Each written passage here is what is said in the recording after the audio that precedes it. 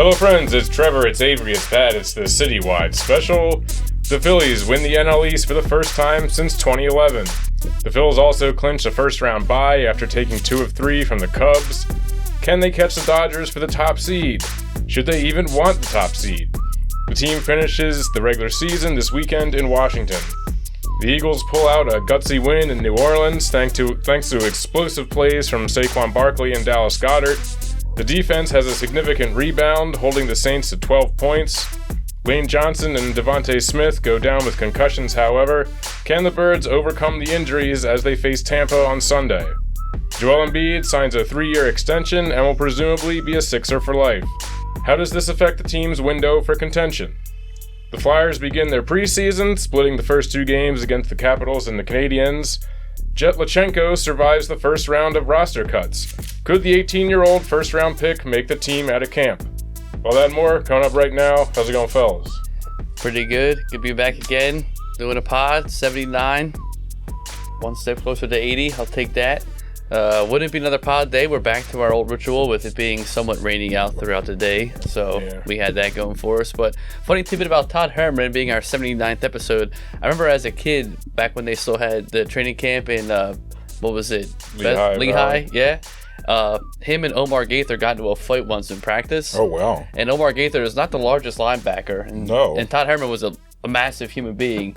And they got in a little scrap. And Todd Herman looked at him and was like, all right, man, like, we don't need to do this. And Omar Gaither smacked him in the helmet.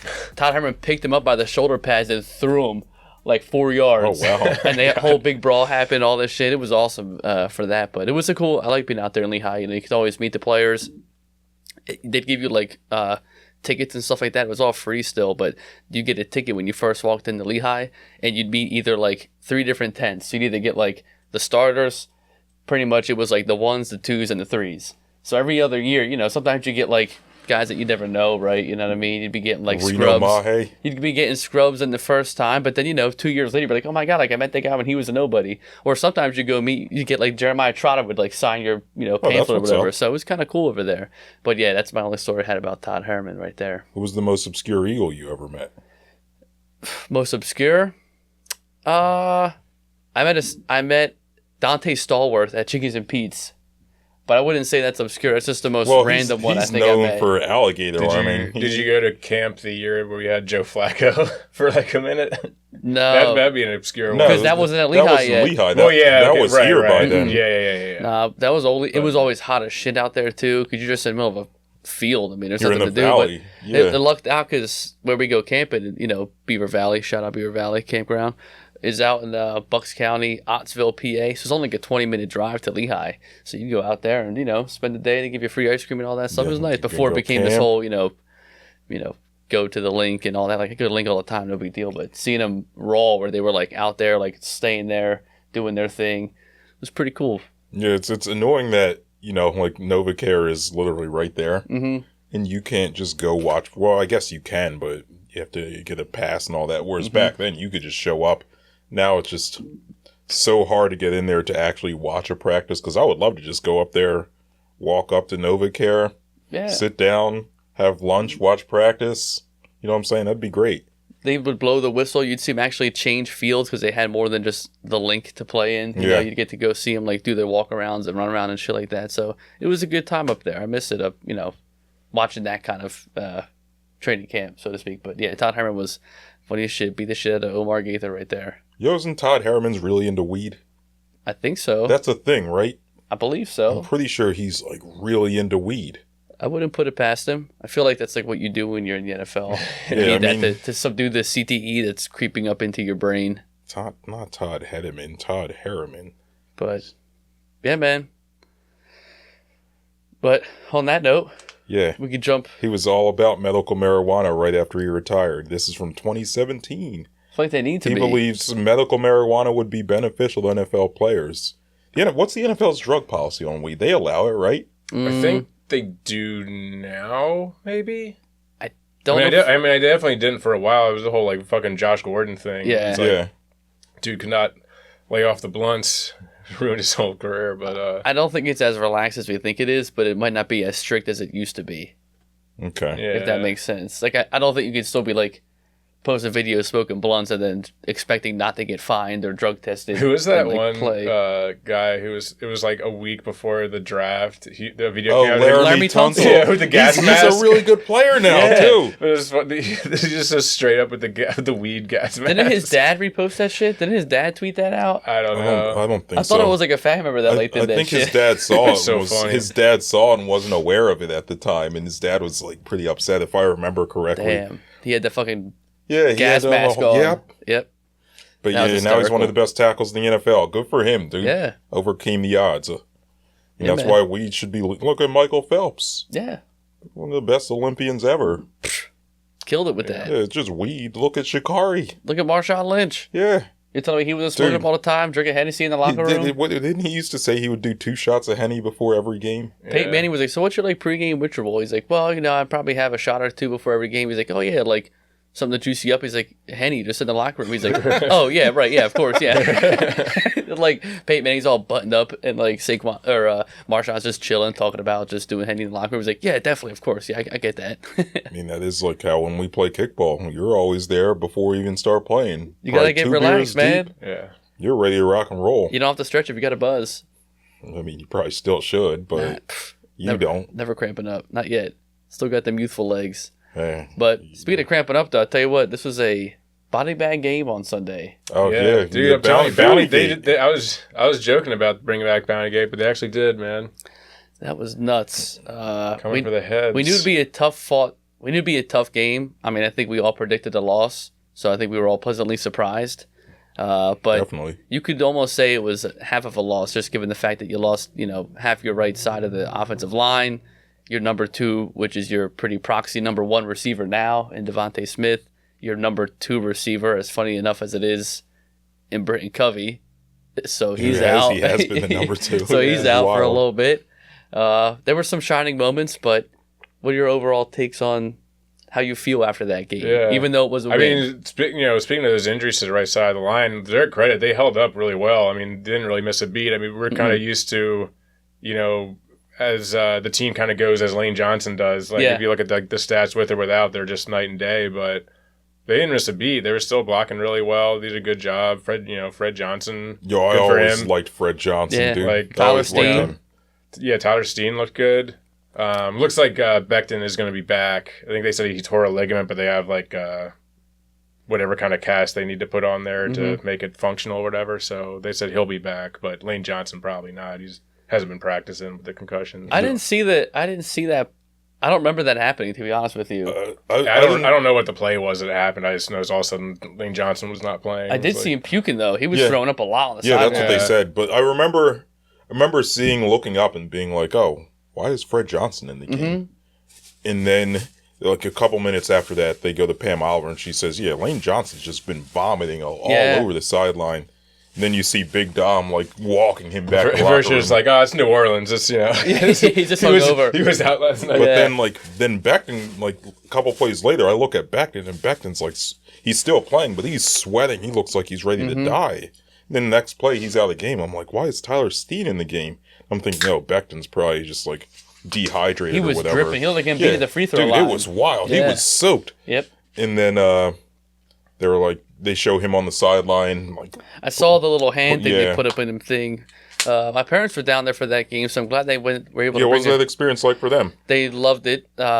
Humid, very humid that week, I which bet. they were It's New surprised at. Orleans, They had yeah. there was yeah. a hurricane before they went down, and there'll be a hurricane hitting now that they're home, nice, safe and Swampy as sound. shit down there. They texted, they were like, the Eagles, quote unquote, fans have landed, so that was pretty cute. But There got to were go mad fans there. 3,000 Yeah, it plus. looked like it was like half. Yeah. Like, Which yeah. was a huge help because last time I went, there was not that many, and it was brutal, and we got our ass beat. So nice to see him get a big dub there, for them to go see it together, which was nice. But they loved it. Yeah, they had seats like all the way up at the top.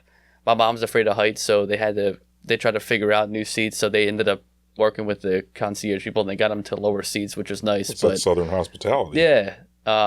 But yeah, they had a great time. They loved it. Obviously, they got the win, so that made it a lot more enjoyable, obviously, to go down. But stressful, just like it was for us. But, different environment when you're kind of got that adrenaline, you're kind of juiced up watching the game in person. Whenever you're there. But yeah, to bring it back to the O-line, I think they did great. I think Tyler Steen looked phenomenal too. Fred Johnson was great, tearing up in his post-game interview. Like, my opportunities are usually one or two snaps here and there. Johnson, and picking up Saquon after he ran that touchdown back was just pretty cool to see. But it's good to, again, we've been saying it for years, the testament to Stoutland, honestly, that, you're not just having a random guy come in, but Fred Johnson, Tyler Steen having a whole second year underneath Lane Johnson and Jordan Mailata and even Kai Becton and probably Kelsey helping everybody out. Like, that O-line depth is huge, probably the best depth in all of NFL. Because look at the Saints, they lost their center almost the first series of the game. And they lost a guard later in the game. And right away, the defense, I mean, Jalen Carter just wrecked them. They just teed off, which we haven't seen. It's only 3 weeks, but we haven't seen that kind of attack where, even when I forget who we lost, whether it was to Atlanta or Green Bay, and as soon as someone went down, they just swapped up. You always see that shit. We're like, okay, now we're going to put Chris Johnson then on the new rookie right tackle and have him wreak havoc. Yeah. It's just nice that they can still hold that base there with everybody. Yeah, I think what I'm going to say, man, this may be sort of hot takey, but probably not really. I think that was a victory for the coaches. Not Sirianni, the coordinators and the assistant coaches. Because here's the deal, right? So, offensively, you had, obviously, we just talked about Stoutland coaching up coaching up Steen and Fred Johnson. Made a big difference in the offensive line. Those holes they were creating for Saquon, man. Just the entire O-line, but particularly those two guys. Like, you don't expect... As soon as I saw them in the game, I'm like, oh, every run's going to go to the left. Every run's going to go to the left. They don't want to run behind those guys. No, they still stuck with the game plan, and it worked.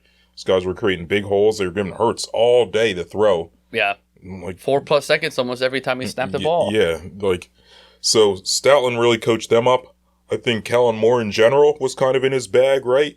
I mean, they only scored 15 points, but not because of Kellen Moore. That's because of Hurts and Sirianni, which we'll get to.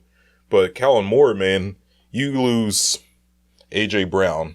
You lose the whole right side of your line, and you're like, oh, yeah, offensively, we're not going to be able to do anything. He was in his bag with the mesh concept, those crossing routes, like the route where Goddard had the big gain on. He called that 2 or 3 times in the game. Every time it worked. What else I got written down here? You lose not only A.J. Brown, then you're half right off offensive line, but then you lose, before halftime. Or at halftime, you lose Devontae Smith, Brenton Covey, for all intents and purposes, whatever that's worth. But still, you lose every piece that was exciting to bring you to Philly. You have now just Saquon Barkley, Dallas Goedert, who you typically are with a team that doesn't run the ball a lot or commits to it, doesn't use their tight end, and Hurts, who is whatever at the time. So it's tough in a hostile environment. Yeah.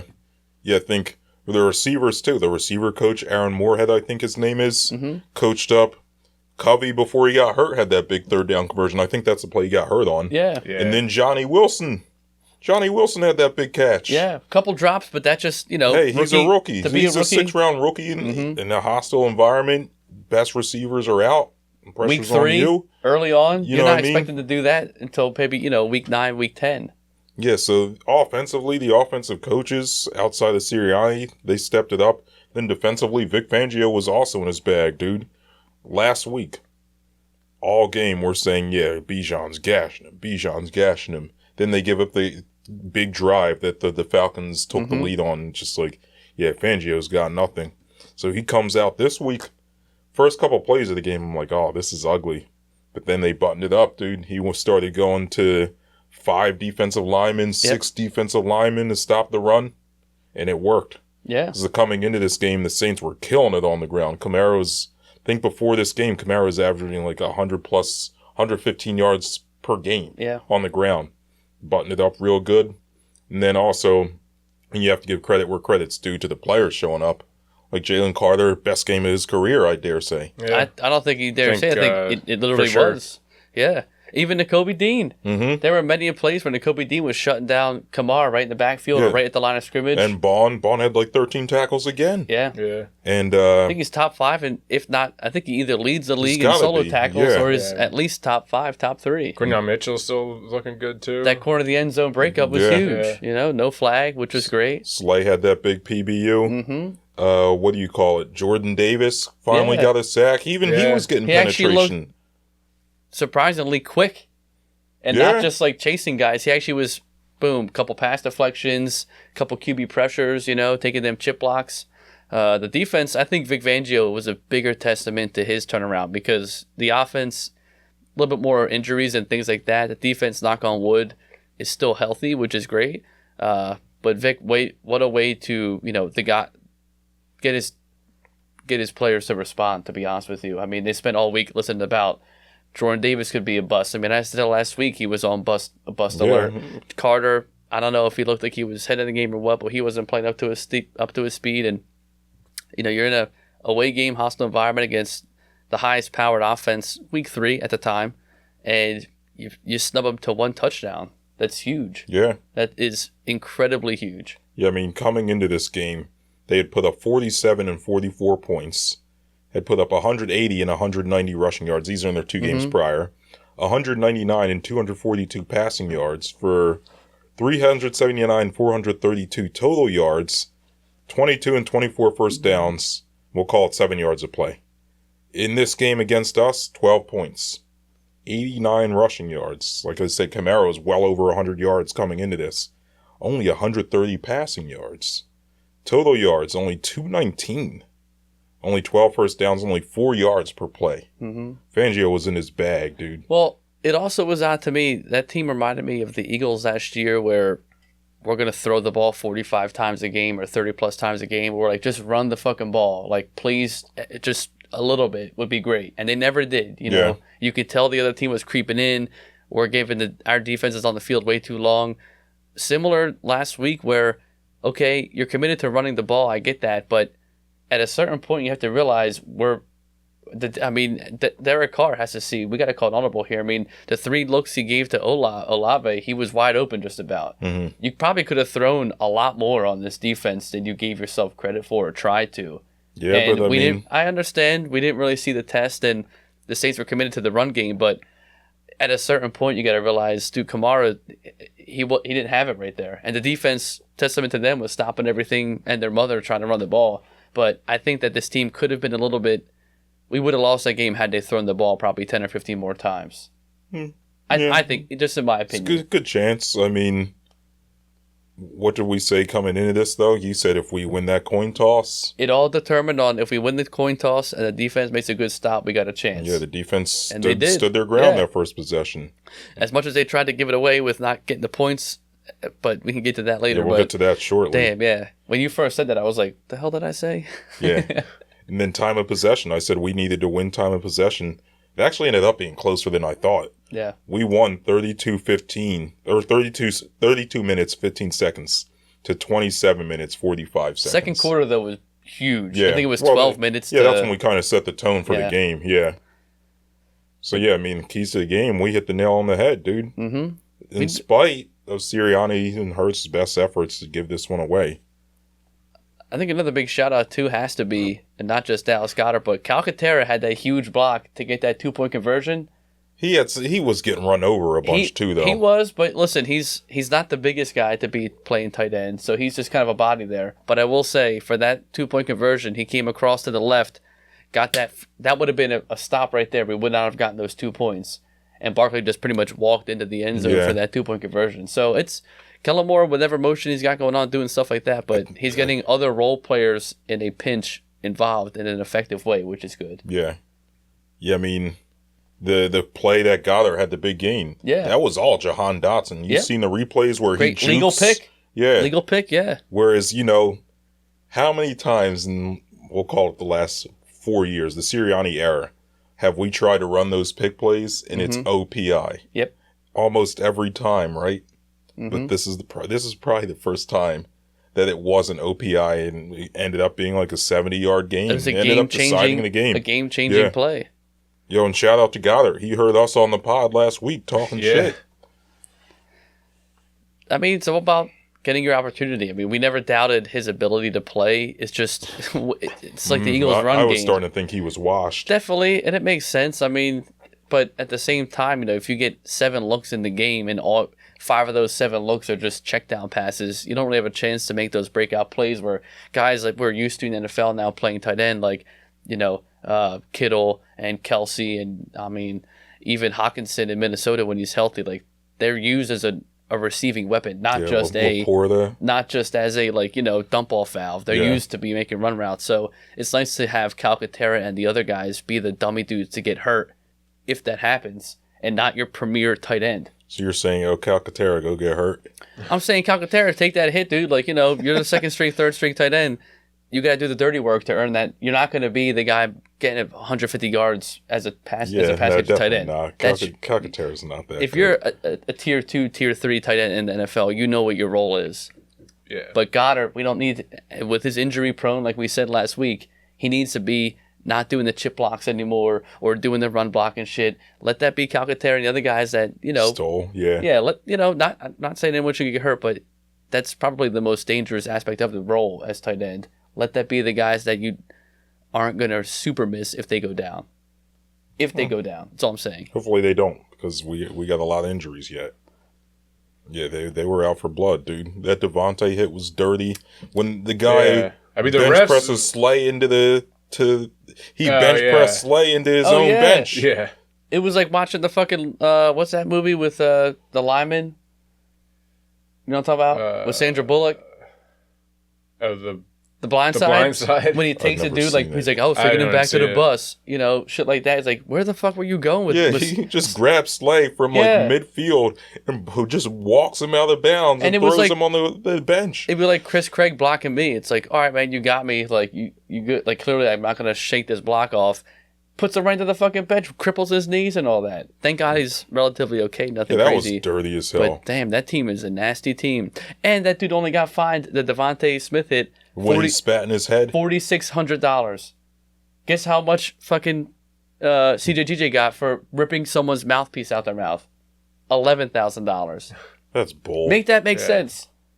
And he spat on Devontae's face. He had an insult to injury. You could double the man's fine for the Saints, who almost killed Devontae Smith, and he was knocked out for a second. It would still be less money. That was scary. It would still be less money than what CJGJ got fined for just ripping a mouthpiece out of someone's mouth. Yeah. Also, what the fuck is wrong with the refs not blowing that play dead? Right. It's insane. The forward progress had been stopped for a while. It was an 8-yard gain. Moving backwards, and it's like, dude, blow the fucking whistle. What are you doing? 8-yard gain. He's getting pushed back to almost the fucking line of scrimmage. 3 Saints guys are on him, which kudos to Devontae Smith for not going down. And then you get hit with the fucking juggernaut. Come on, man. Lineman comes clear out of nowhere, full speed, helmet to helmet. From the back. How was that not even a penalty? And then he spit on him. Bright yellow. So on top of the unnecessary roughness, could have been a taunting, and they didn't call any of that. Yeah, those refs were dirty team. That's probably why Brett Favre got Parkinson's now. You seen that? Yeah. He got fucked up that game though. Yeah, but he got messed you up. think he probably does actually have Parkinson's, to be fair, or CTE or something. But he's trying to use that to get out of his stealing money from the welfare fund. Yeah. Well, you gotta shoot your shot there, buddy. Yeah. I hope you do have Parkinson's, you asshole. I seen that. I was on Twitter, and Adam Schefter tweeted his statement or whatever. All the comments were good. They were like, "Yeah, that's what you get." Yeah. And then there were a couple people that were like, "Oh yeah, Brett, we support you. You're a true American." It's like, America, my ass, dude. Yeah. But they got the dub. They went down to Voodoo Land and they pulled it out. So I'll take it. In spite of Sirianni and Hurts' best efforts, I think to get that game away. Hold up, we got to talk about this. What do you think of who we want to talk about first? Who you want to talk about first, Hurts or Sirianni? I think we should go Hurts first. Yeah. Okay, so what's your take on him in that game? I think he played watching him is frustrating because he'll be playing very well 90% of the time, but just is good for just one or two really dumb plays. Mm-hmm. That just drive you crazy, that you just can't do. Between the that fumble where he's just running with the ball completely exposed, it's like, dude, tuck that in. What are you doing? And then the what was the other play? The pick in the red zone. The pick in the end zone. I'm not gonna kill him for that one because one, it was a really good defensive play, and two, that's got that has to be drawn up for Dallas Goedert and not Devontae. Devontae's too slight, I guess. Yeah. Maybe it was not the perfect throw or perfect decision, but it's I don't know. not going to kill him for that one. But the fumble was like inexcusable. That was just awful. Yeah, I think his turnovers are definitely a concern. But, I mean, he had 350 passing yards still. I mean, I think he's, top 2 besides he's underneath Lamar in terms of total yards in the offense. Yeah. And so, even just passing yards, he's like 3rd or 4th. Yeah, like, in all intents and purposes, he's having a great start to the year. He's got a couple, hiccups and things like that, which are whatever. Luckily, we're pulling things out and whatever. But, I think it's, again, I don't want to bring it back to last week or 2 weeks ago, but, have Saquon caught that ball, we won the game, we're 3-0. You're like, okay, well, he can work on that. We get through Tampa Bay, we get the bye, and we can work out all the kinks. I think that there's still a bit of learning a new offensive coordinator scheme here and there. The red zone picks are kind of brutal, I will say, as much as they're not like, talk it up to defense, whatever, that's fine. But the fact that you're in the red zone, I mean, that's the one place you don't want to turn the ball over. Mm-hmm. And, you're walking away with no points at that point. But I think he's looking pretty good. And his yards are looking great. I mean, he's playing, as a quarterback, he is playing very good football. He's having turnover hiccups here and there, but, I'm not too mad about his performance, I will say, at this point. Yeah, I think I'm with you guys. Certainly, that fumble, that's just careless. Mm-hmm. Like, that needs to be corrected. To me, the interception, at first glance, I kind of felt like he stared Devontae down. Yeah. Like, you're watching it on TV, he's just looking Devontae's way the whole time. So, I think he's got to get better at maybe looking off the receiver. Easy for me to say here, sitting in this armchair in this hot-ass basement. But, at the same time, it is a sick play by Matthew to jump the route and out-muscle Devontae. If that's A.J. Brown, though, that's probably a touchdown. Yeah. You're also like, so you can't really put that on Hurts as much as he is guilty of staring the receiver down. If it's a stronger receiver, not saying Devontae's weak, but, A.J. Brown's got like 60 pounds on Devontae and is going to out-muscle most guys for that football. Or at least break it up. Yeah, it's not a pick. It's probably, worst case, it's next down, right? So, and then on the positive side of the thing, I thought Hurts, again, as a runner, he had that one run. Oh my God, 40 yards, 30 yards? Like 30 yards, he had that run. And then as a passer, he rolled out to his left, which you don't usually see him do. And when he's rolling out to his left, a lot of times it's a turnover, like the fumble, or it's an incomplete pass. Didn't he also, that big play to Goddard, didn't he audible into that too, I heard? He did. Yeah. So they had a similar play called, but so my understanding is they had a similar play called for that. And then he put Saquon in motion and seen it was man. Mm-hmm. And then he switched the play so it was specifically a pick play where it's a man beater. And then Jahan does the sick juke. The free got her up. So, before, the play call, at the line of scrimmage, pre-play, Hurts has been great. Yeah, which is one thing you were a little concerned about because, it had been said that was a lot of Jason Kelsey's responsibilities, and that's all sudden now on Hurts, and it's like, is he going to be able to, do that adequately? But so far, he's been... I almost say he's been better. Yeah. I mean, he's a very smart individual. He's a very... You're seeing that now. I feel like we didn't get to see that. You get all the quotes and all this shit the last 2 years, and Kelsey's the center, so you think, okay, Kelsey's picking up the blitzes and all that scheming, and he's talking to Hurts, and Hurts is just executing whatever Sirianni gives him. But this is the first year you're seeing his actual quarterback knowledge come out, which is great to see. And it's coming out in a great way. Couple bumps in the road here and there. Only thing I don't like about that pick again, I mean, great defensive play, whatever you want to chalk it up to, but the pattern is there. I mean, he did this, it's almost the same exact play against Green Bay where middle of the end zone, someone's cutting across and you hit it, bang, right there. So hopefully we don't see that against Tampa Bay. I would love to see no red zone interceptions. Yeah, thrown by Hurts. That'd be great. Good step. That'd be great. You have no red zone pick right there against Green Bay or against the Saints, and you're not blowing out teams, but you're pushing 25, 30 points a game. Yeah, I mean, that was the one thing about this game, too, is that even though we only won by 3 points, the process-wise, we kind of dominated. Yeah. That's what I'm saying. And the fact that, we had, red zone pick, we had the blocked punt, figured, that's not going to happen every week. Being a bonehead. Right. So, things like that go the other way. We could have, been cruising that game. So we very easily could have scored 30 points. Yeah. Yeah. It's nice to see that though on that you take it back to like the gauntlet last year, right? When we had like Buffalo and Kansas City and whoever else, Miami and all that shit. And you're just in a dogfight all game. And they're not really making dumb plays. The defense just couldn't stop the other team. And the offense is just killing it every game, really. I mean, they're scoring 30 points, but they're giving up 30 points. Where this, I feel like it's the first time where the team has to actually rely on each other stepping up because the offense isn't quite there. They're the ones making the miscues, and the defense is the one that's making the stops here and there, which is, I think, a better position to be in. We have an actual sound run game. We have a reliable O-line still.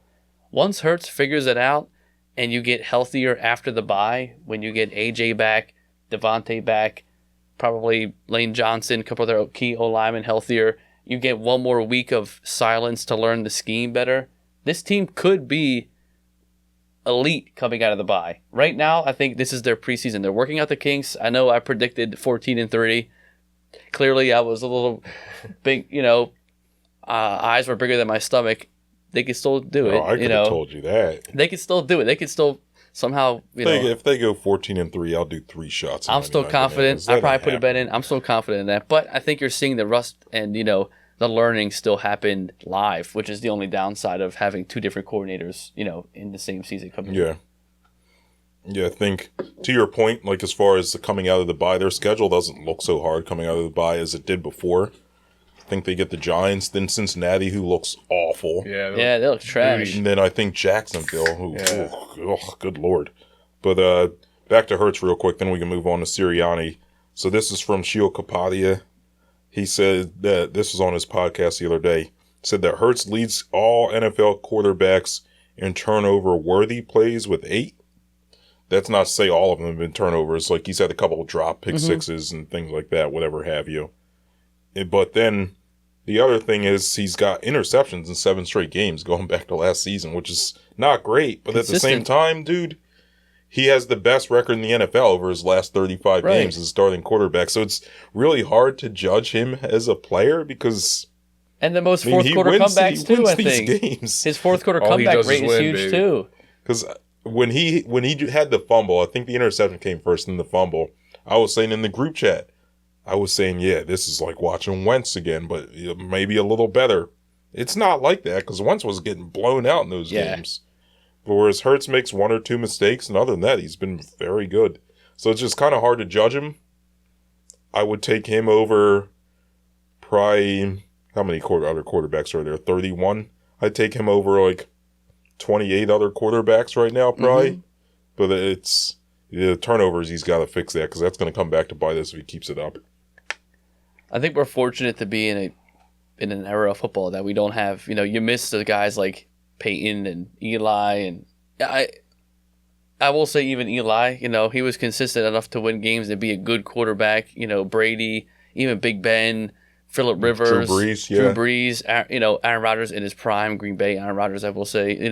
You're missing these like great actual pocket passers. I think that the league is still trying to figure out how to maneuver mobile quarterbacks where like he's still pretty young. But you don't want to rely on his legs. You're not going to, not everyone that can be mobile is Lamar Jackson, who is a freak in nature that way, where he still has speed in year 4 or 5 and can throw the ball 50, 60 yards down the field to a dime. But, I think Hurts has a lot to learn. He's accepting of that. New coordinator again, 3rd year in a row. So, like, he's got, he hasn't had a consistency throughout his career, even going back to college, except for head coach right now with Sirianni. And I think that a lot of that comes to learning experience. His receiving core is pretty much depleted. Once he gets those dumb things that he can control done, which is what he says every fucking post-game interview, but if he actually does it this week, we could beat Tampa Bay by like 14, 17 points. If he doesn't fumble the ball from holding the ball too long or throwing a random pick in the first quarter when it could have been a touchdown or just run the ball for 4 yards. Like that play that he threw that pick in the red zone, it was, 3rd down, maybe 2nd or whatever. I think it was 3rd down. I don't remember. You could run for 4 yards. It's gonna be 4th and 2. Fuck it, go for it on 4th. I'd rather you turn the ball over on downs that way and give them the ball back than throw a pick and make it look, give them that energy that like, oh, we stole that drive. Yeah. You turn it over on downs because you don't get it on 4th on the 5-yard line. I'm okay with that. They're both momentum shifts, but the turnover and downs is less of one. Exactly. Yeah. That's all I'm saying. But, I think little things, all intents and purposes, we're 2-1. We could easily have been, just like Saquon said, we could easily have been 3-0. So we're 2-1. We'll take that. We came out of the Saints crazy Superdome and all that shit with a win, and that's honestly a double win in my book. Well, I'm not done. We got to talk about Sirianni being a bonehead again. Yeah. We don't have to spend as much time on him because he wasn't as egregious with his decision making. But what do you think of when that fourth down play where they run the fake tush push? He straight up admitted, "Yeah, I called that play." What do you think of that? Yeah, I mean, I think we've talked about this before. How I kind of like the idea of them designing more stuff like that, but at the time, I don't know. Yeah. So because the thing is, you also, I mean, you would have had to have used unless it went for a touchdown, you would have to use your last time out there. And there was like 10 seconds and left. And then you have like one shot, maybe one shot. Like, yeah, I don't know. I think being a head coach is just a very difficult job, especially in his position now. It's hard to win in the NFL. Not just win, just like I'm not saying you're coming to his defense. I'm not coming to anyone's defense. I'm just saying that I think. Yes, you are. Well, hear me out now. You asked me a question. I'm going to give you an answer. Go okay. for it. I'm just surprised by the answer. I'm not saying everything he does is great. He does a lot of stupid shit. But I think that again, it comes down to execution. Like even Saquon admitted that. Yeah, I could have read that a little bit differently and cut in more and probably got that 1 yard. Like, I'm getting paid money to get a yard. He's just being nice to Sirianni. My point, though, is that, like, okay, fine. Did they call the wrong play? Maybe. I don't know. But it comes down to execution. And, it's tricky. Had they made that, it doesn't matter. We're like, oh, yeah. We'd be like, yeah, great, yeah, fuck yeah, we did that shit. Yeah, what a guy. Like, but because a lot of these fourth down plays haven't transpired the way we're used to it, we're like, this guy's an idiot, man. Like, what the fuck? Why don't we just take the field goal? But 2 years ago, we were like, oh my God, we're getting every 4th and 2, every 4th and 1, like, no big deal. So I think that there's a little bit of that going on. But I think that, Sirianni, as we've known, is going to be the aggressive coach. If it's 4th and close, he's going for that shit. If it's 4th and 5, he's going for that shit. Like, it is what he does. That's not what he did last week. But for the most part, he is one. He is aggressive, except when he's not. He's too like. My problem with he's Sirianni, aggressive, man, but he's not consistent. That's my problem. Yeah. He's so inconsistent with these decisions. Like, the decision to go for it there is when you should kick the field goal. Well, there's 10 seconds. Even if you pick up. You get the ball back. That's the only thing I will say about that. You get the ball back. It's a close game. Take the points. You pretty much square it up even. That's and then what you're I'm good saying. to go. Yeah. So, like, even if you pick it up, you're going to have one shot at the end zone. Just take the 3 points, which is what you did against the Falcons when you should have been aggressive. Right. So my problem with Sirianni isn't that he is aggressive, because he's not always. It's that there's no rhyme or reason to it. Like Doug Peterson, he was aggressive maybe to a fault sometimes, but you knew you could expect Doug to be aggressive. With Sirianni, you never have any idea what you're going to get. Reckless. And that's the one thing he's supposed to be doing right now is game management. Just can't do it. But, I mean, it's a lot easier to deal with that when we win. Because, like I said, the other coordinators, the other coaches, assistant coaches, they showed up and kind of bailed him out. Jalen Carter, Jordan Davis, Zach Bond, they bailed him out. Brandon Graham bailed him out. But if he's going to coach like this all year, it's going to come back to bite us in a crucial moment. I don't think it will. I think the potential is definitely there, but, again, you're one or two. Saquon zigs when he should have zagged, gets the first down, and he catches the ball and whatnot. But, But, I mean, I think it's definitely cause for concern. But he did mention this week that he's more a passenger than he is in the driver's seat, which is hysterical to me as a head coach. But whatever. He doesn't know what his The man's not great. Team. The man should not be in front of the microphone, but he is terrible in front of him. Quoting T-ball guys like, yeah, what's that Coach Pete say? What's he say? I forget what he said. He's a character. But anyway, we can move on from Sirianni. I have some more things I would say about him, but we got to move on. Eagles, But this game against the Bucs. It's going to be a sloppy weather game. Yeah, which I feel like that's kind of good news for us, just because of all the injuries we have at in the receiving core and stuff. I feel like sloppy, run-heavy game kind of plays into our favor there. At least more so than it would otherwise. You're doubting Bucky Irving, dude. I think you see Will Yeah, Shipley Bucky get Irving's nice, dude. You know what I'm he's excited? pretty good. I'm excited for this game. Now that Britton Covey's out, Cooper DeJean could be his breakout game right here. Yeah, I'm calling a punt he had return. a punt return last game. I'm calling a punt return touchdown though. Okay. Bold prediction. I bet you a shot. What's he worth? 33? I bet you. No, I'm kidding. I bet you. I bet one shot that he gets a touchdown. Okay. Yeah. All right, we'll take that. Cooper DeJean return. Okay. Punt return. All right. But yeah, I mean, I think this could be an interesting game, right? Because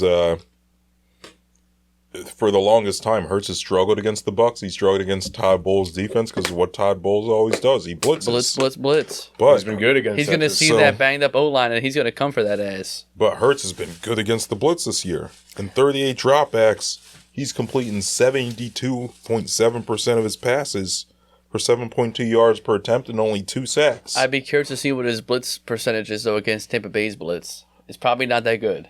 I mean, he just Dennis Allen, right? That's the Saints coach's name. That's a good defensive coach too, and he lit him up. I understand, but I don't know if it's PTSD or what. But he hurts something about Tampa Bay. It's going to be a tough game, and they're at home, and Baker Mayfield is asleep. You know, he's a guy that their receivers scare the hell out of me. Baker could be ass, or Baker could throw 3 touchdowns on your head. Like, it's a very odd team they got. The only good thing I will say is that Vita Vea isn't healthy. He's not playing. Oh, he's out. I think so. That's a big. He's the man that made Kelsey retire. That's what he said. I get it. But yeah, I don't think Vita Vea is playing. So that would be a huge help. I think that this is a game where you have a chance to win. If it is sloppy like that, you want to rely on the run. At the same time, I think you want to load manage Saquon. You don't want to get him hurt in a wet, sloppy game like that this early in the season. He's got a ton of carries. I want to see more of Kenneth Gainwell. I want to see some Will Shipley. I think Shipley's going to be. I think this is a great game for Will Shipley. To be honest with you, if we get a good amount of lead, let's say you're up by maybe 10 points going into the half. Let me get a little Will Shipley in there a little bit, just to you're playing a pirate. His name's Shipley. What could go wrong? I like it. Yeah. Hey. Yeah, I don't know. I feel pretty good about this game, not going to lie, even though we are very depleted. I've talked myself into it. Yeah. Yeah. I'm not too worried about, I think the defensive adjustments they made last game is encouraging. I think, even without Lane, the line should be able to hold up. And, yeah. I think it could be good. Score predictions? Yeah, what do I have? So before I realized that it was going to be a bad weather game, and I had before I realized that A.J. Brown, Devontae, Lane aren't going to play, I had us winning 29-27, but I don't think it's going to be that high scoring a game. The line is Eagles minus 2.5. I'm going to say we cover. I'm going to say we win 21-17. I'm going to say... You go, Trevor. I think it might be one of those weird score games with some missed extra points and shit. Maybe not quite, but I'm gonna say it's gonna be 18-15. Oh, okay. 15-12 is a weird one we just had. Okay. I'm gonna say 25-17. Okay. Birds. So we all got us winning. We'll see. I think the Bucs. Offensively, they have those receivers, but their line's banged up apparently, so ain't scared of that. And if the D-line shows up that they did this week, everybody should be scared. Yeah, Jalen Carter's going to feast again. Yeah. BG's going to get in there. Huff is going to sit on the bench. Played 18 snaps. I did see that in an odd turn of events that Jalen Hurts now has more tackles than Bryce Huff does. Yeah. Because when he fumbled the ball, he tackled the guy. Yeah, Bryce he did Huff, get the tackle. Yeah. Oh, no. Yeah. But anyway, all right, we can move off the Eagles. Shout out CJGJ. I would read some of the quotes he had. I was playing him before we started recording. That was so funny. But yeah, we can move on. Between that and now he's getting into it with Micah Parsons and shit. Oh yeah, I saw that. That's pretty funny. Dude, there's definitely going to be a fight when we play the Cowboys. Oh yeah, I can't wait. This will be great. Cowboys got spanked they should have gotten spanked. They made it interesting at the end of the game. Yeah. Classic Baltimore though. They can't Yeah. They can't quite keep a hold of a lead. But Anyway, Wait, what do I move on to? moving on to the, I would think the Phillies. Phils? Yeah. Yeah, let's hit the Phillies. And then their regular season home Clinch games. the first round bye. Yeah. Let's go, On baby. Fan Appreciation Day. Yep. First time in 13 years. Well, Yeah, on the NL first East, time my for bad, winning my the bad. NL East. Yeah, Yeah, in yeah, 13 yeah. years. yep.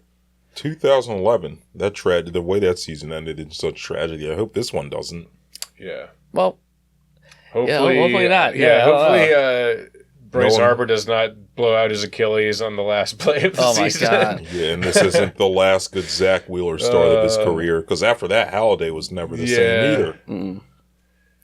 Yeah, it was just a lot of tragedy from Yeah. there on out. It'd be interesting to see how this team performs after a bye, because we never saw that yet with this team. So that'd be the only really either help you or hurt you, right? They usually come into it kind of like clawing and scraping their way up, and then they kind of beat a team that should be going further, and now they're like, oh yeah, we're good to go. Now we're at home a lot more because we're playing a lower seed, but Yeah. this will be the first time With they the have way, some with rest. the way like the Padres and the Mets are playing and shit, I'm definitely glad we got that bye. Oh, Yeah, yeah. I I'm wouldn't want to definitely play not- them in a yeah, 3-game like, series. no. Absolutely Like, say what not. you will about, I know people have kind of made it into a narrative the past couple of years where it's like, oh, these teams with the bye and they kind of like go cold a little bit, blah, blah. It's like, I guess I can see what people are saying there, but at the end of the day, like, I want that bye. Yeah. I don't want to play Yeah. the fucking wild card series.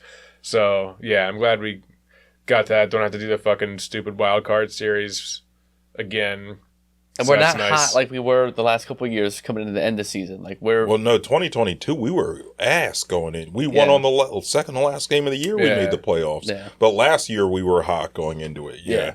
So I think that we should just happy with the bye, get people healthied up, get the bullpen some rest with their arms, which is huge, and you get to open up at home, which is great. Yeah. So, Yeah, you realize, right? The NLDS game 1, October 5th. it's going to be the Eagles bye week. Yeah, it's the day before our Yeah, birthday. nice. So we're going to have all our energy to focus on the Phils that done. Day What are bef- we doing for your birthday? Day before my birthday. I get are we 2 doing? Phillies games. I don't know yet. Well, we got to figure that I out. got We're nothing watching the planned. game Yeah, somewhere. I'm down. But Yeah. The 6th, we have the basketball draft. oh, And damn, that's, that's going to be and that's the Italian festival, I'm pretty sure. that's going to be a buck weekend. The what? The Italian festival, I think, is that Sunday too. What Italian festival? And at the Italian festival, Not the Italian market. Are we going to see Cha-Cha again? potentially. Happy Oh. birthday. Happy birthday, Shel Silverstein. Yeah, I think you were wearing the shirt you're wearing now when Yeah. we've seen her. Mhm. Oh, this guy, he looks like a fucking author. Damn, what is this Italian festival? I don't what know. is- I didn't read the whole thing. I just saw that. Where is it? Yeah, what is... I didn't read any. Like I said, all I saw was Italian festival It's just an October 6th, Italian and I festival? said, "Whoa!" And then that was it. I moved on. Interesting. I had to read more up into it. But yeah, next weekend, Phillies Well, baseball. if Cha-Cha's there, you got to bring the toilet paper. You know she finna use a whole roll, Yeah. dude. Mm-hmm. Go down to the saloon. I used a whole fucking roll. Oh God. my god. Cha-Cha and the little man, dude. Highlights of the Where my year. $5? Highlights of the year. Yeah. We'll never forget that. Oh man. But yeah, that weekend, October 5th, first Yeah. first postseason game, and I'll DS. Oh, Yeah, man. yes. Yeah, Eagles bye week too, so all our energy on the Phillies, that's gonna be great. Yeah. Yeah. Regardless of who we play, I'm really excited for that. And yeah, I think would it be nice to keep our momentum going, assuming we win 2 out of 3 against the Nationals, or we sweep the Nationals, go in the playoffs in a hot streak, sure. But so many times teams end the season hot, and then the playoffs start, and it's a whole new game. Yeah, dude. it's never... There's not... sometimes teams stay hot, but then a lot of times they don't. It's like you can't really put that much stock into it, how people are finishing the end of the season. I don't know. It is what it is. I think it'll come down Playoffs to are- really how Topper manages the team. Like, I feel like his experience with the Yankees for so long should help be able to this is his time to manage the body. Like, the players are going to be in their own mindset, but it's up to him really to try to either mitigate that stress or keep them warmed up or hot or keep them loose, whatever it may be. But this is now the coach's job to figure out, okay, how do I keep this team ready to go when the bell tolls? That's all. You can't, and we haven't seen it with this roster with the bye, so we don't have any expectation as to how they could act. Some of these guys have experience being on World Series teams and having a bye, but that was years ago. So can they get that back? Can they kind of get everybody together? But I'm happy about it. But it'll be interesting to see. We'll know game one if they had a good break or not. If it was like, okay, wow, we do way better with a bye or not. But I think having a bye, coming home for that first game, that place is going to be rocking. Yeah. Yeah, I do also feel as though this team, granted, it's mostly the same team since last year, but this team this year, they seem more focused. Yeah. Like, even after they clinched the division, they were partying, but it wasn't like, some of the locker room parties we've seen the last couple of years. It was Buck, don't get me wrong, but on a scale of Buck Village to Buck Country, yeah. You know what I mean? They were just in regular old Buck Town, dude. Yeah. They weren't super Buck. Garrett Stubbs was funny. You seen when Tom McCarthy actually. Yeah. Tom McCarthy interviewed him. Tom McCarthy goes, "How many pairs of overalls do you have?" And Garrett Stubbs is like, "How many beers?" Yeah. I got about 3 in here. He's like, no, overall. He's like, oh, yeah, I don't know, like 6 or 7. So he was Buck. And there was at one point they were interviewing Bohm, and Bohm was having a hard time forming words. Oh, yeah. He was hammered. They had that nice fancy tequila in there. That's why. Of course. They always have that in there. They have that over there at Frida. Yeah. They have bottles. We got to go get a bottle one time. Or not a bottle, probably a shot. We can't go in the Frida and buy the whole bottle. It'd be like $300. But anyway, now I do feel as though this team is more focused on winning the World Series, right? Because 2022, they were playing with house money. No one really expected them to make that far. They faced the juggernaut in the Astros, and they still won 2 games. 2023, they had that just heartbreaking loss, losing games 6 and 7 at home to the lowly. They're a pretty good team this year, the Diamondbacks. So yeah, this year I think the Phillies are coming in like they mean business. I think the bye is only going to help them. Like you got guys. They're low-key banged up, right? Hayes is still trying to gain all his weight back from this kidney infection. Yeah. Right? You got Ranger trying to work his way back into form, you know what I mean? Chris Sanchez got roughed up a little bit tonight, right? So, like, these guys could use a little break to rest the arms, to get healthy. Yep. Be with the family a little bit. Like, that was so cool, man. This is how I know I'm getting old. Even though I don't have no family. Like kids and whatnot, I mean. Like a wife and kids, I mean. I don't mean like a family like that. But this is how I know I'm getting old. When I saw the players that walked out to the field after being in the locker room, like taking pictures with their wife and kids and seeing like the kids running the bases, that warmed my heart so much. Yeah. Like, damn, I just turned 35 and I'm becoming a family man now. It was cute, so they'll get that little downtime to recalibrate, so to speak, get their mind right, their body right. And, they know what's expected of this team. Coming into this year, we were ready for them to make that push. We've been 2 years of getting blue balls, and, I think this year they got expectations now. They have the roster for it. They have the bullpen for it. They pretty much have every piece they could need. And, Hayes offensively hasn't looked great yet, but his defense has looked, good. He's been back. He's running around. His legs are good. Made that nice catch to end the game today. But I think that this team has a much earned bye, and they should use it to the best of their ability. Take that time off to recalibrate. They'll come back to, like Crook said, 2.5 hours of hell for the opposing team, whoever that may be, on Saturday, October 5th. Yeah, so who do you think that's going to be? So hold on. I guess as it stands, what are all the scenarios here? As it stands now, I think it's, the Mets versus the Padres underneath of us? No, so it could change. So let me rephrase. It's going to change like 4 times. Let me rephrase the question, because there's still 4 games. Some teams have 4 games. The Phillies have 3. So would you rather get the 1 seed, right, and play all the games at home, including the World Series if we make it that far, but have to face a team like the Padres or the Mets who's playing real good baseball right now? Or would you rather avoid one of them and get, I guess, probably the Brewers or whoever the Brewers play at home for that NLDS, but know you have to face potentially the Dodgers or the Padres possibly on the road in the NLCS? Give me the one and the Padres. The Padres don't bother me at all. I think we've gotten in their head. They've been playing good ball now. I think we've gotten so in their head since that series where they had this stupid little like jingle jangle that they did. Manny's gonna lose. No, Bryce gonna lose. The other thing too is I wouldn't mind playing like the better of those teams in the NLDS because you have, I have a lot of faith in the top 4 rotation, and you only got to win 3. Right. So get that over with. Rip the Band-Aid off. Like I think I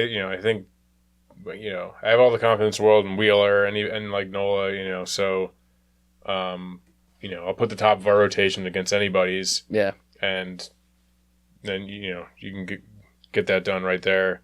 Whereas if it's a best of 7, you might have to like rely more on some other guys. I don't want the Mets in either formula at all because I feel like we've seen them a lot in the last month and a half. They've clearly they kind of had us in that last series. There's some kind of even the series before, like 11 to whatever we snuck by with a split or whatever it may be.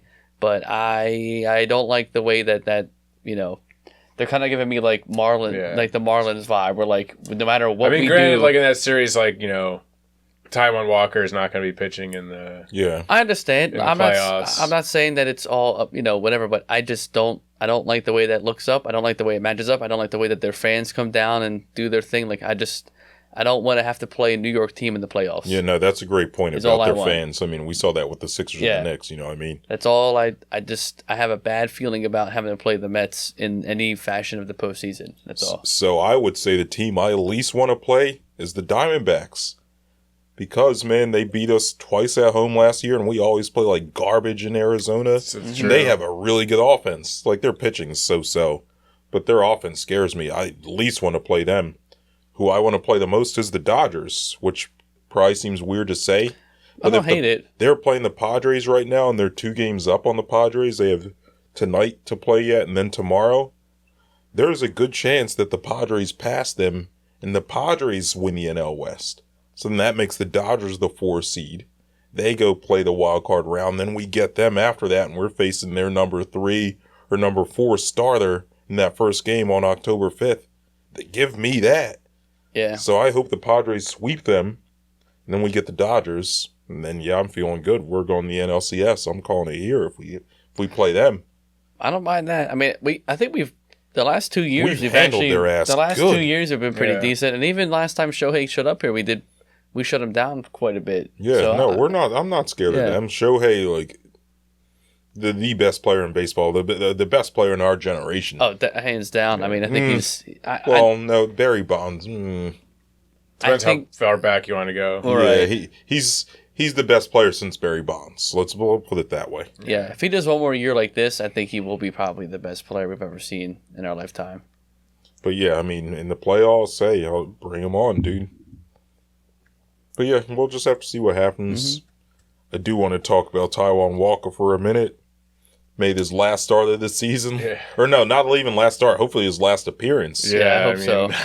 As soon as he came in with the bases loaded. He could maybe get some garbage innings in this last series. He has the worst ERA of any Phillies pitcher since the 1930s. His ERA 7.10. 1930s. We're not talking like 7.10 in like 5 innings. 7.10 in 83 2/3 innings. He's we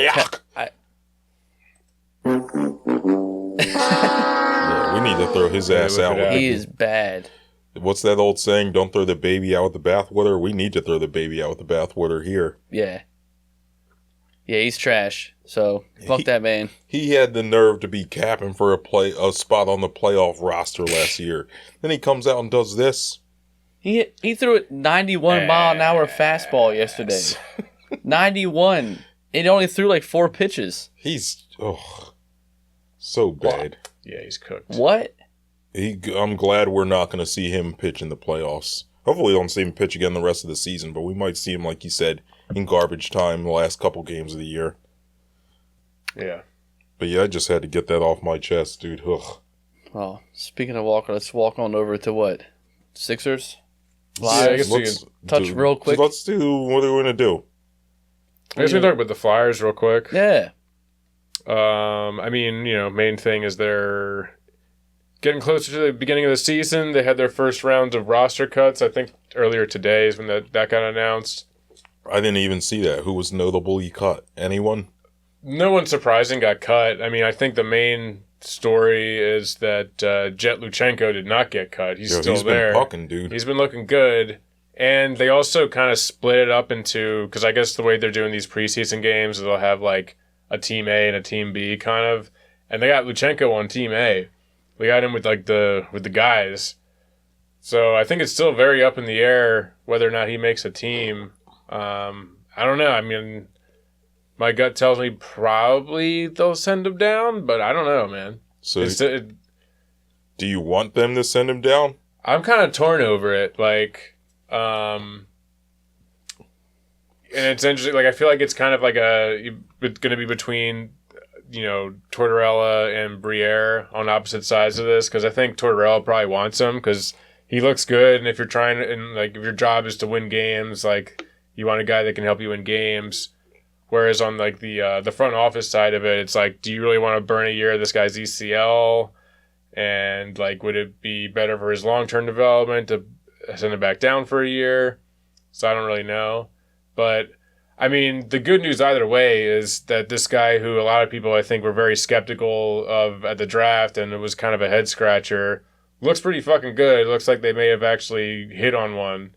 So yeah, I don't know. We'll see. I want him to stay up. This is going to sound contrary to the guy had said 2 weeks ago that they're making the playoffs, and I want them to make the playoffs. Usually you don't make the playoffs with an 18-year-old playing legit minutes for you. I guess he'd probably be like the 3C. Yeah, he'd be the 3C, which how much development is he going to get? He's going to get some, dude. He's playing against NHL talent. Yeah. He's playing with NHL caliber forwards. Like, he's going to get some. But also, man, I feel as though if he's already that good where he can skate with NHL players, how much more is he going to learn in the minors? In juniors, yeah. Right? Not even the minors, yeah. Yeah. He'd have to go back to juniors. Oh, yeah. How much is he going to learn there? Yeah, I mean... Right? So, like, plus he's going to be under Tortorella. Tortorella's going to coach him hard. Every other NHL coach he has after Tortorella is going to feel like such a breeze. I think that'll be good for his development, playing with Mishkov now, so that they can form some chemistry now while they're still young. Like, they may not see too much time together. Might see some power play minutes. Yeah. Might see some time here or there where they overlap. They've been having Mishkov playing with Frost, who I guess will be the second line center. Actually, that's also wild, too. But yeah. And I guess Coots is the 1C. Yeah. If he can hold up. But I feel good about Coots. But anyway, now I want Luchanko to stay up, dude. I don't think he's going to develop much more in the juniors than he is the NHL levels of 3C. And if he can impact winning, which it seems like he's playing well enough now, or at least has shown enough in training camp and in these in the one preseason game we got to see him in, let him play.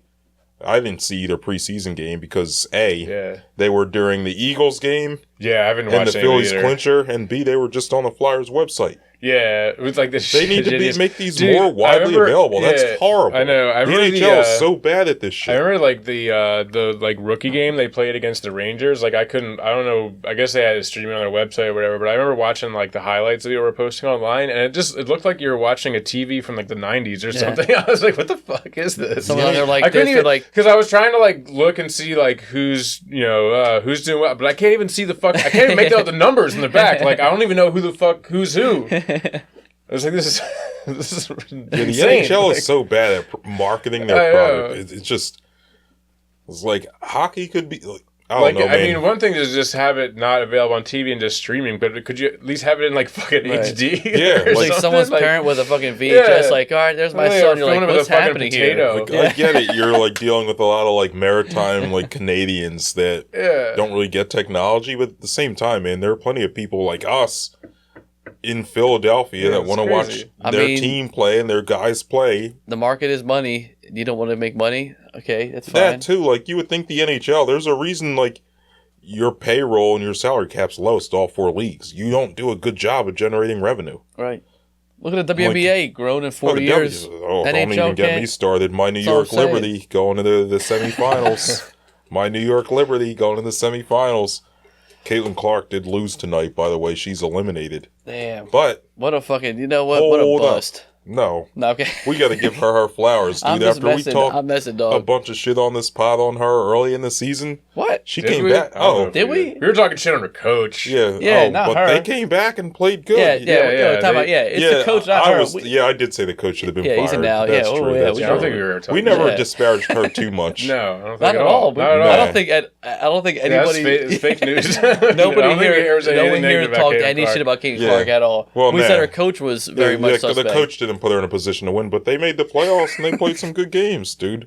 Oh, it's the playoffs already? Yeah, the WNBA playoffs Shit, been started. My New York Liberty going to the conference semis or the What are W the semis. series? They're best of 3, and then best of 5. Then I think the finals are best of 7. Oh, okay. Because they have to be done by the time the NBA season starts. They don't said, want to "All right, compete. You guys did great, but you gotta get out of here real quick. Plus, they had the Yeah. Olympic break and all that. So things were set back. But, Gotcha. but Anyway. why are we sitting here talking about Caitlin Clark? We're talking about the play. What are we? The Flyers. Oh, whatever. Yeah, back to the Flyers. So, what's the other thing I had to say about them? Oh, Michkov. Michkov apparently he's holding his own, doing good, looking good. Yeah, looking good. I'm excited to see him, dude. I'm considering maybe going to the game tomorrow night. There's tickets on StubHub for like $8. What? Oh, well, yeah, we're not recording the pod. I might do. I'll let you know tomorrow. Yeah. Was that at home? Yeah, it's the first home preseason game, so I might. your first chance to see these guys in person. Let me see how I'm What feeling time's the tomorrow. game? What, like 7? Easy money. Yeah, but yeah, I'm excited for Flyer season, man. NHL season starts soon. I didn't realize the Sabres and the Devils are playing in Prague like next week. Oh, is that? I looked that up this week. I didn't know that. I remember the Flyers did that a few years ago. Here's another thing the NHL has to be better at.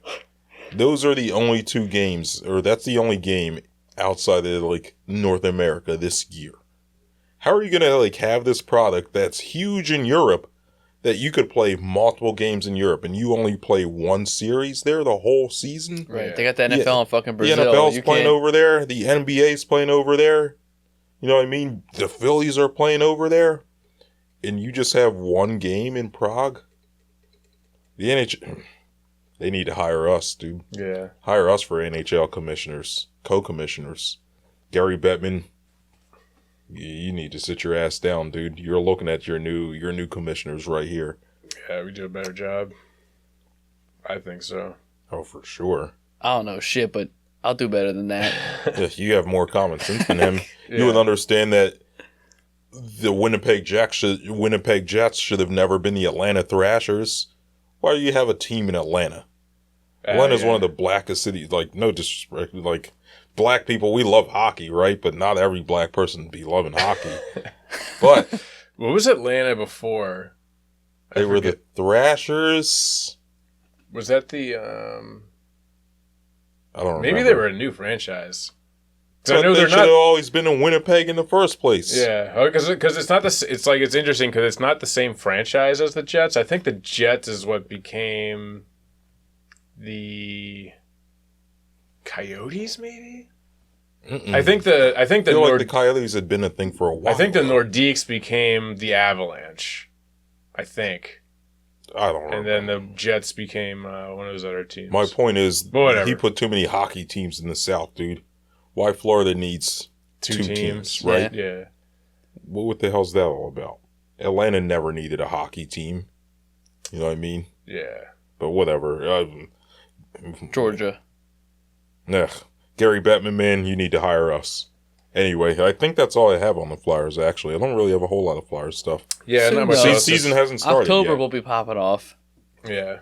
Apparently Fedotov didn't look great the other night, but Yeah. that's bad for my narrative.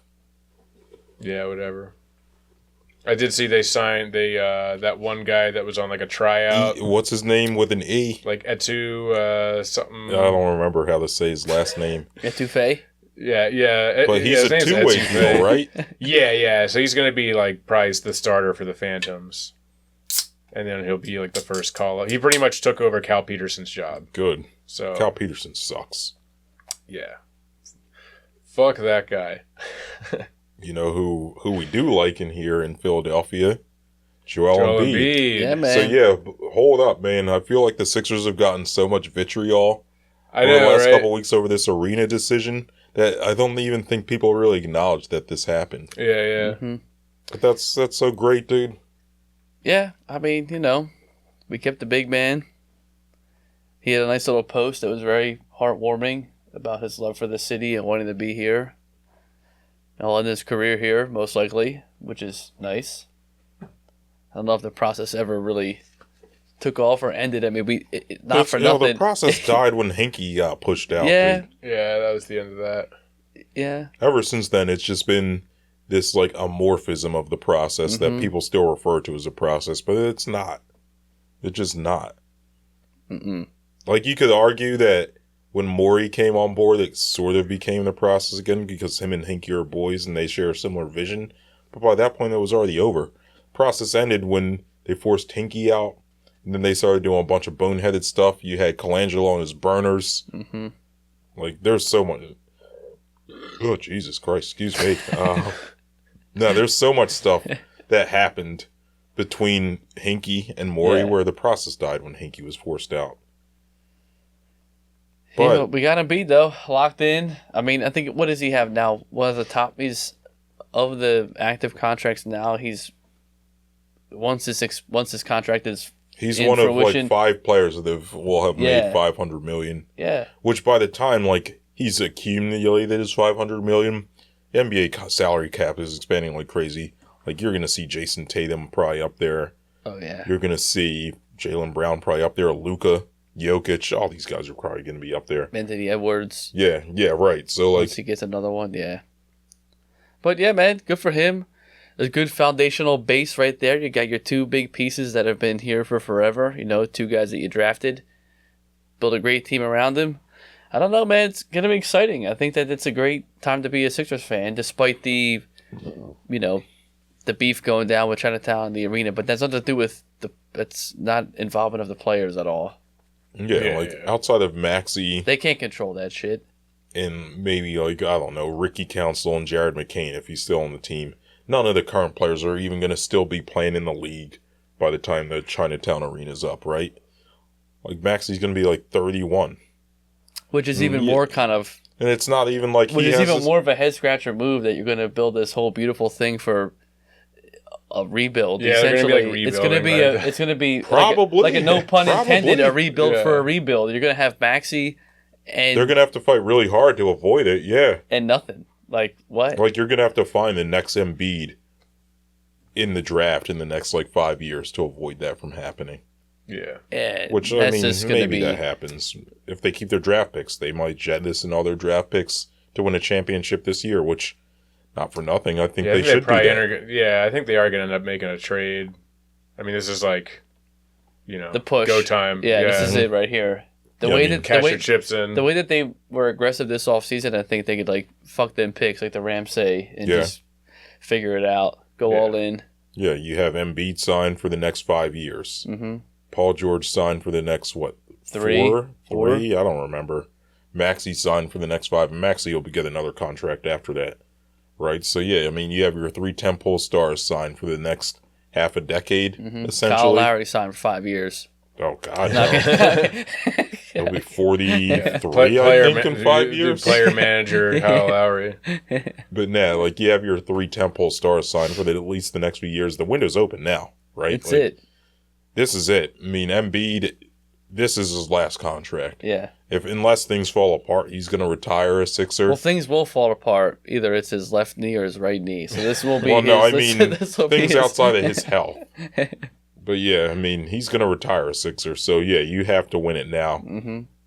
But, yeah, I think we got to take a second to appreciate, man, how often is it that a star player retires with the team that drafted? Yeah, almost never anymore. In any sport. Yeah. Rare. You don't really see. We'll see that with BG.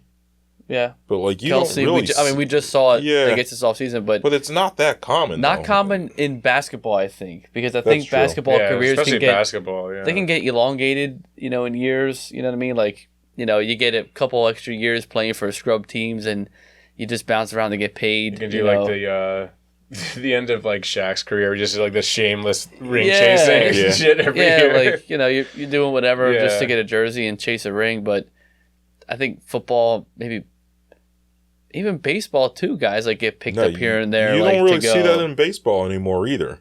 Yeah, Like, not much. to end your career. No, look at No. nobody. You don't look at Harper, Trey Turner. Maybe Trout, Mike Trout. Unless he comes here He next ain't never year. winning nothing. Yeah, he's not going to win, but he might stay with the Angels forever. Right, he might Yeah. retire He with that doesn't team. seem interested in going elsewhere to win. Which is, that's stupid. Has he played at all this year? Barely. He Yeah, got hurt he in, like, got hurt June early. or July. He's gotten Yeah. hurt the last couple of years. He's I don't want to say he's washed, but like he's been hurt the last couple I of years. think we have to limit it to like people that are elite players that get drafted. You get drafted, you become an That's elite what I'm player, saying, and then star you players, stay. yeah. Which you don't really see that in the NBA. You'll see it. Yep. Like the Phillies might have it in Nola, right? Yeah. Like Nola's signed here for the next like 8 years or something. Other than that, the Phillies don't really have anyone like that, right? We might not even have that with Maxey. He might not retire. You as a might Sixer. not. Yeah. By the time he gets, he'll be the old head vet on the team. We'll have a new stadium. We'll have nobody left in the building. I'd see him running for the hills to get more money just to get his last big paycheck. The Flyers will probably have it with Coots, right? Yeah. Yeah, maybe. Unless they do eventually decide to trade him, but yeah, they'll. But it's not that common. My point is, man. I mean, Carter Hart probably won't get picked up, so He might be playing in he Russia. retired as a Flyer. Yeah, that's true. But nah, my point being, man, think about all the stuff Embiid's had to endure over his whole career. no, it's true. Like first couple gets drafted, a few days before the draft, breaks the bone in his foot. First year rehabbing, aggravates it. His brother dies in a car crash. Finally hits the court in 2016. We were there for his first game, dude. Mm-hmm. We were there for my man's first game. Plays his first game. 30 games into his rookie season. Has to shut it down because of torn meniscus. Then that's when all like the random stuff started happening. You had Burnergate. Mm-hmm. You know what I'm saying? You had Ben Simmons. You know what I'm saying? You had Markelle Fultz. You trade for Jimmy Butler. Seems like the stars are Hot aligned. for a minute, yeah. You have the Kawhi shot. Then the next year you bring in Horford and Josh Richardson, and the vibes are stank. Bad. You still got Tobias here yet, right? There's so many. I'm forgetting some of these things that happened. There was Zaire Smith and his peanut allergy. Markelle Fultz straight up forgot how to shoot. You have your GM that drafted you get forced out for a guy who's talking shit on you on Twitter on the internet. Yeah. Right? Doc. Yeah, you have Doc Rivers. You have Ben Simmons in the past. Shamit. Yeah, you have all this stuff, dude.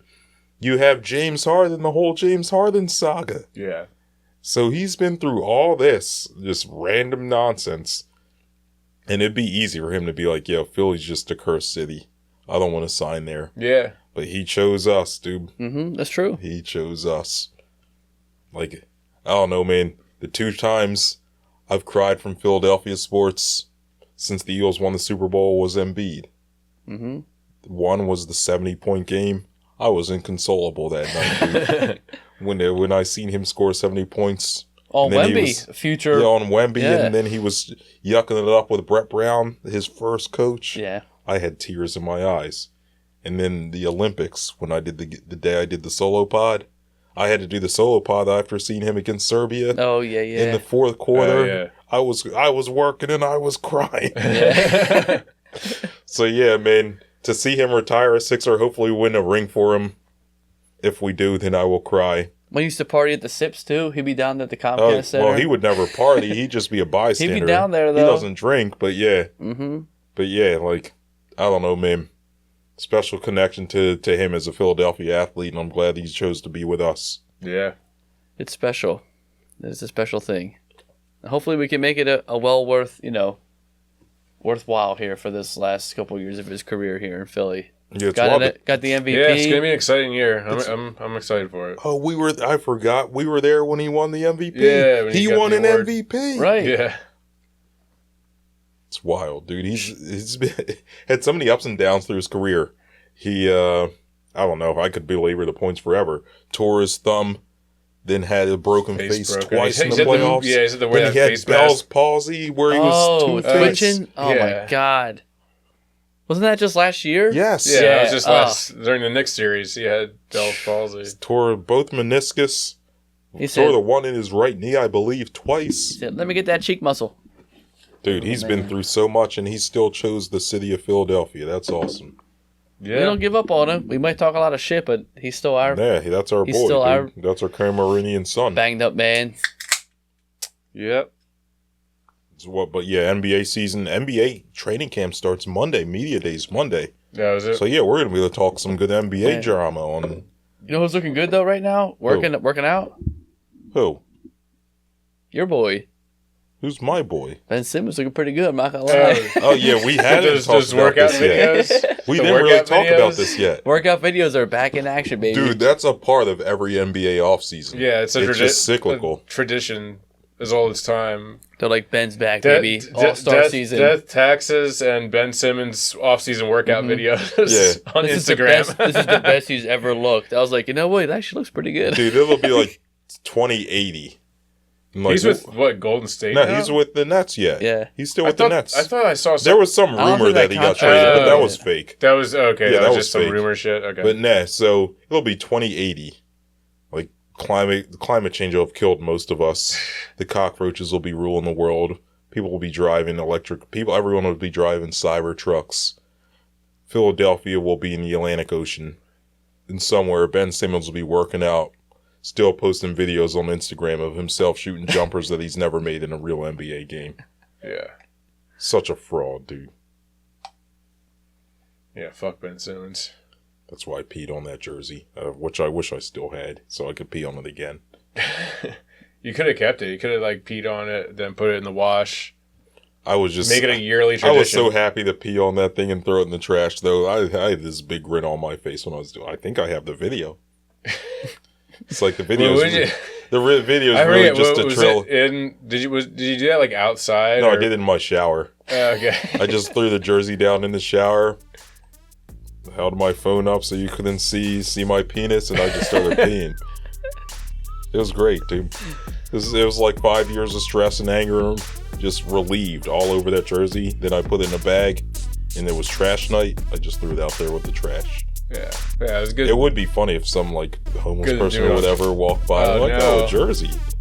No. Not again, another piss smelling Ben Simmons jersey. It's like, there was probably a bunch of them out that night. I keep thinking I'm gonna find some nice clothes, and I keep finding nothing. Like, is it just a brand? Simmons 25. Who was this? Is it just a brand? Why does it smell like that? It's European. Yeah. Australian. Yeah. Alright, well, I guess that's just about do it for us tonight here, everybody. Thank you for tuning in, watching, listening, wherever you get your podcasts. Give us a 5-star rating and a review. Give us a follow on Twitter, TikTok, Instagram, Facebook. Send us an email at citywidepod@gmail.com. And from all of us here at the Citywide, good morning, good afternoon, good night. Peace. Fuck Ben Simmons.